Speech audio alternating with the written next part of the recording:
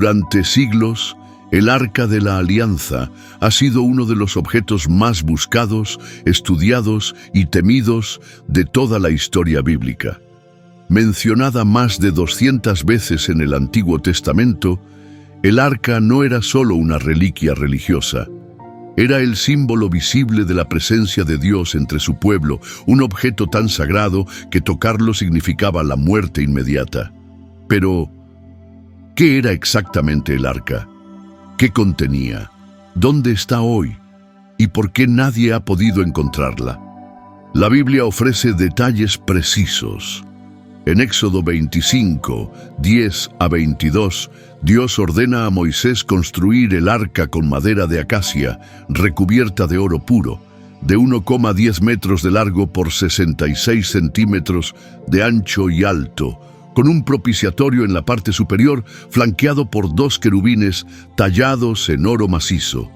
No era un objeto simbólico, era el trono de Dios en la tierra. En su interior se colocaron 3 objetos, según Hebreos 9:4. Las tablas de la ley, una vasija con maná y la vara de Aarón que reverdeció.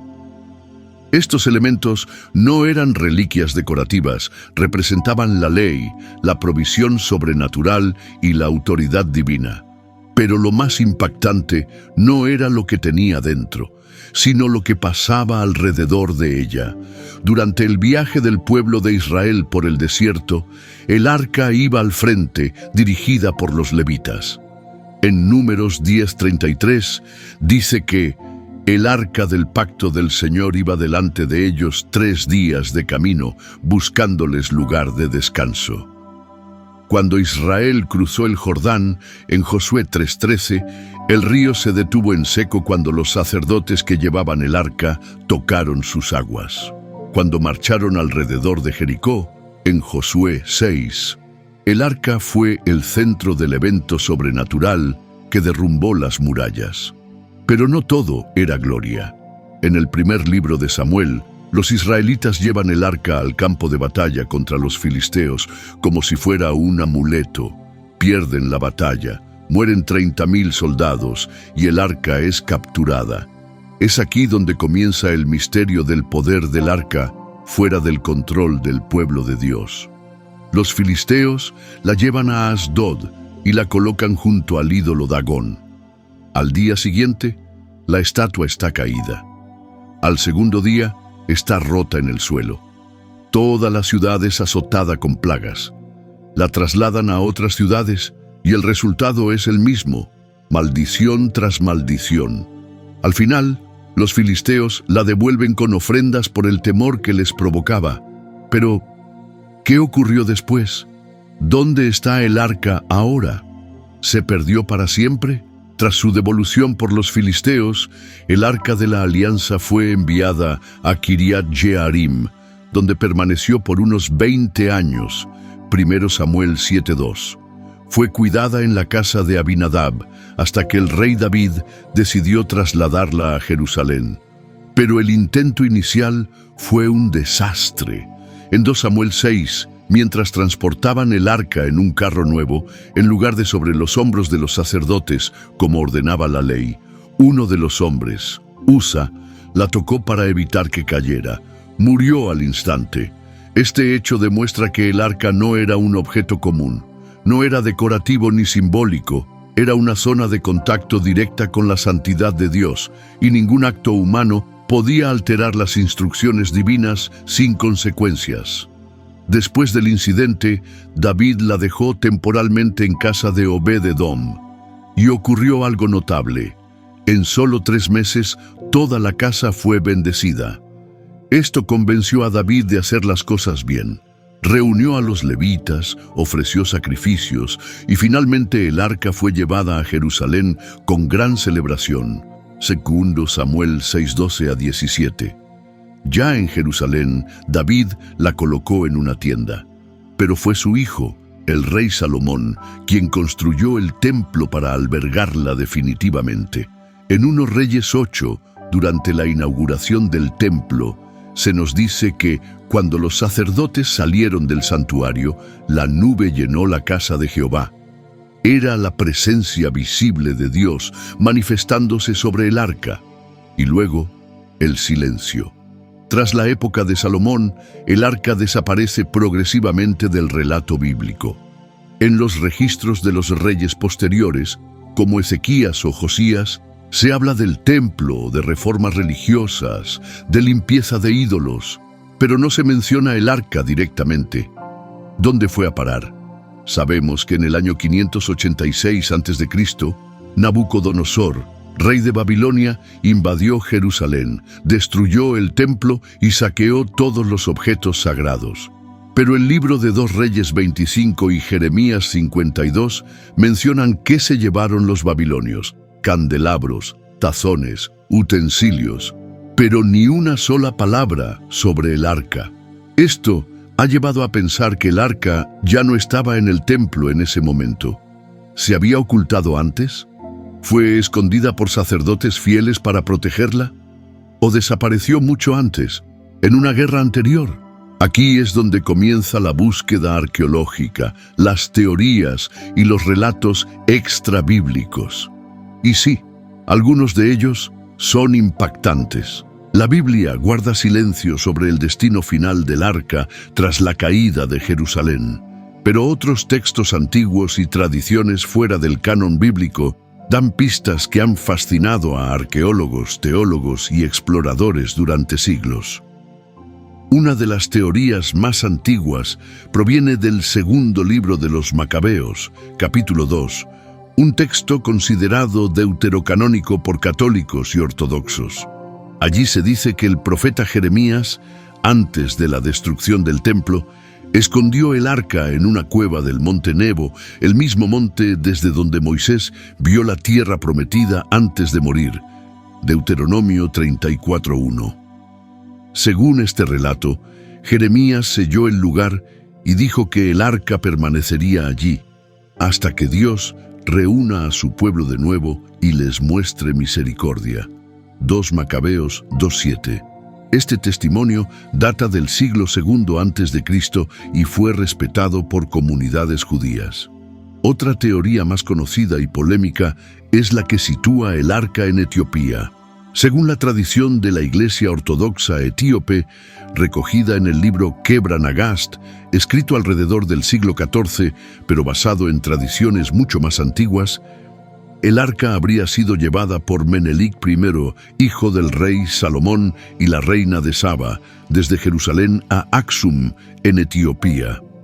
Allí, supuestamente, se guarda hasta hoy en una pequeña capilla vigilada por un solo monje, el guardián del arca, que nunca puede abandonar el recinto. ¿Es esto cierto? No hay evidencia arqueológica directa, ya que el acceso al supuesto arca está completamente prohibido, incluso para autoridades eclesiásticas y arqueólogos.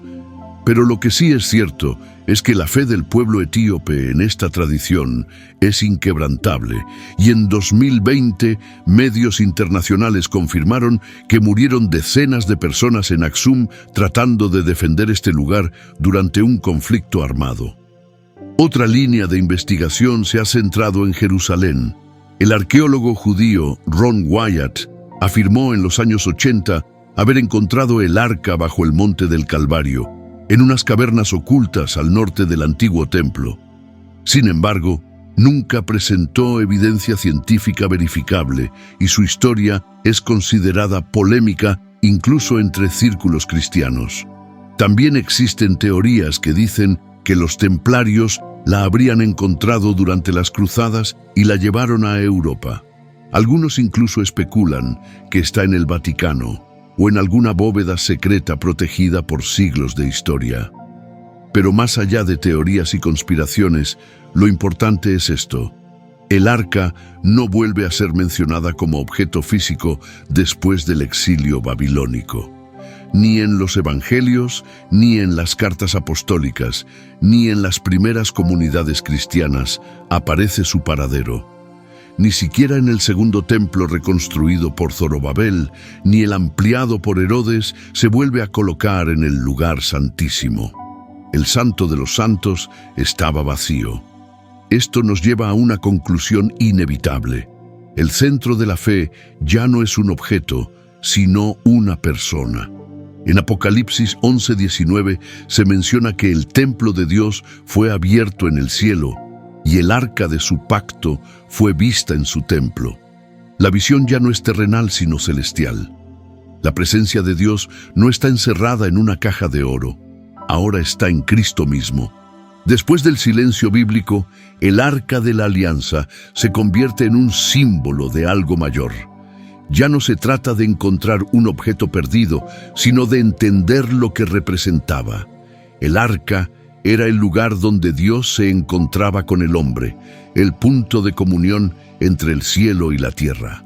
Pero tras la venida de Jesús, esa comunión ya no está atada a un objeto, ni a un templo físico, ni a una ubicación geográfica. En Juan 1:14 se nos dice, y aquel verbo fue hecho carne, y habitó entre nosotros.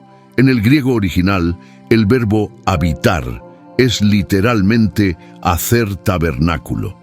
Es decir, Jesús se convirtió en el lugar de encuentro entre Dios y la humanidad. Ya no necesitamos una caja de oro cubierta por querubines. Cristo es el nuevo propiciatorio, el lugar de expiación.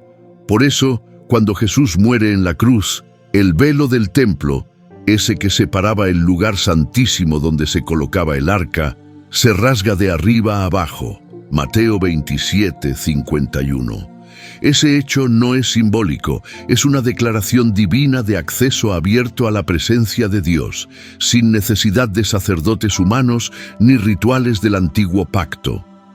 El autor de Hebreos lo explica así, en Hebreos 10:19-20.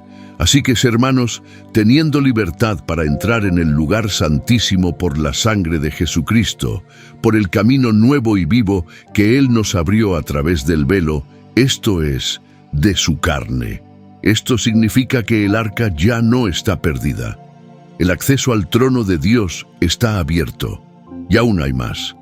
En Apocalipsis 11:19, el único momento del Nuevo Testamento donde se menciona el arca después de Cristo, no se habla de un objeto terrestre.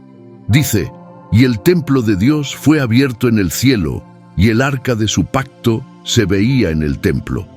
El arca ya no es física, está en el cielo, no como reliquia, sino como símbolo eterno del pacto cumplido. Entonces, ¿por qué sigue fascinando tanto el paradero del arca? Porque en el fondo, el ser humano sigue buscando lo divino en lo tangible. Pero el mensaje de la Biblia es claro, Dios ya no habita en templos hechos por manos humanas. Hechos 17:24. Él habita en los corazones de aquellos que creen, siguen y obedecen a su Hijo. Por eso, buscar el arca no tiene sentido si no has encontrado a Cristo. Tener información histórica no sirve de nada si tu vida sigue vacía espiritualmente. Hoy, el verdadero lugar de encuentro está abierto, pero el tiempo es limitado. Si este video te ayudó a ver el Arca de la Alianza como nunca antes, dale like y compártelo. Y no olvides suscribirte al canal para seguir explorando los misterios, la historia y la verdad de la Biblia, sin adornos, sin símbolos vacíos, con datos y con fe. Nos vemos en el próximo video.